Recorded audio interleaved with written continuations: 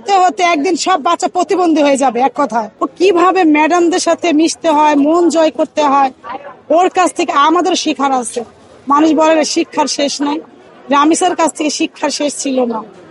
ক্লাসে ঢুকলে মনে করেন দৌড়ে গলা জড়ায় ধরতো, ভয় পাইতো না যে আমি মিস ও স্টুডেন্ট। গলা জড়ায় ধরে চুমো দিয়ে বলতো, মিস দেখেন তো আমার পড়াগুলো হয়েছে কিনা, খাতার লেখা ঠিক আছে কিনা। ওর কাছে জিজ্ঞেস করতাম সবসময়, রামিসা পড়াটা তুমি সব SW গুলো তুলো। মানে ও যে কি ছিল আমাদের কাছে অমূল্য একটা সম্পদ ছিল। আমাদের পপুলার মডেল হাই স্কুল বাগানের একটা ফুল ছিল, যে ফুল অকালে ঝরে গেছে। এমন ভাবে ঝরানো হয়েছে ওকে, যেটা আর মানে মানুষের মৃত্যু, জন্ম নিলে মৃত্যু হবে, কিন্তু এই মৃত্যুকে মেনে নেওয়ার মতো না। আমরা রামিসার মৃত্যুকে কোনো ভাব মেনে নিতে পারছি না। আমাদের স্কুলে বাচ্চা নাই জানেন, অনুপস্থিত আছে, সব বাচ্চা ভয় পাচ্ছে, আতঙ্কিত হচ্ছে। বলে স্কুলে গেলে গলা কেটে ফেলবে, কান্না করছে। আজকে আমরা প্লে ক্লাসে ক্লাস নিতে পারি নাই, বলে না স্কুল যাবো না, কান্না করছে সব বাচ্চারা। রামিসা আমাদের ওখানে 5 বছরের ছিল, ওর এমন কোন স্মৃতি নাই 5 বছরে, বুঝে আমরা মায়ের মতো কোলে নিয়ে। ও যখন প্লেতে পড়ে তখন ছোট ছিল, খুব ছোট ছিল।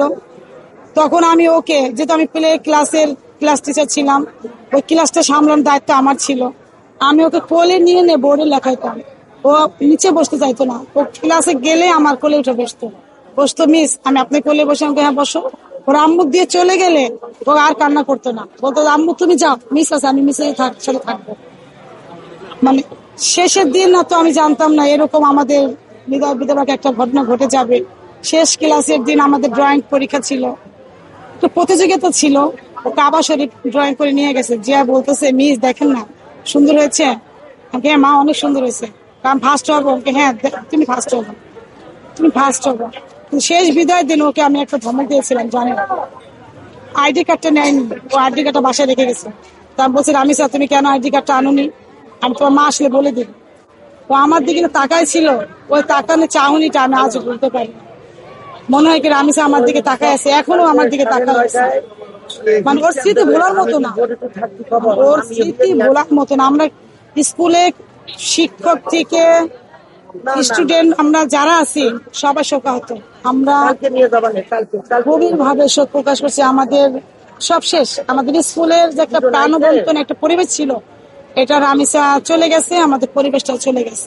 এটার প্রমাণ সামনে আছে, এটার আসামি সামনে আছে, এটার আপনার যে সাক্ষী সে সামনে আছে, সবই তো নিজেদের মধ্যেই আছে। এত দেরি কেন হবে, এটার বিচার রায় দিতে কেন দেরি হবে, এটা আমার টিচার হিসেবে না, মা হিসেবে এই প্রশ্ন।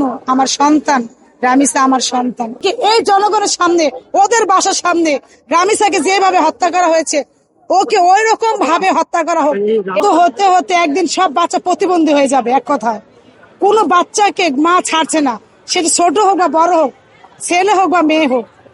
কোনো বাচ্চা মা কার কাছে দিয়ে যাবে বলেন, কার কাছে নিরাপদ সন্তান? প্রতিবেশী রুমের মধ্যে তার বাচ্চা নিরাপদ নাই, পাশে নিরাপদ নাই, বাবার কাছে এখন ধরতে গেলে নিরাপদ নাই।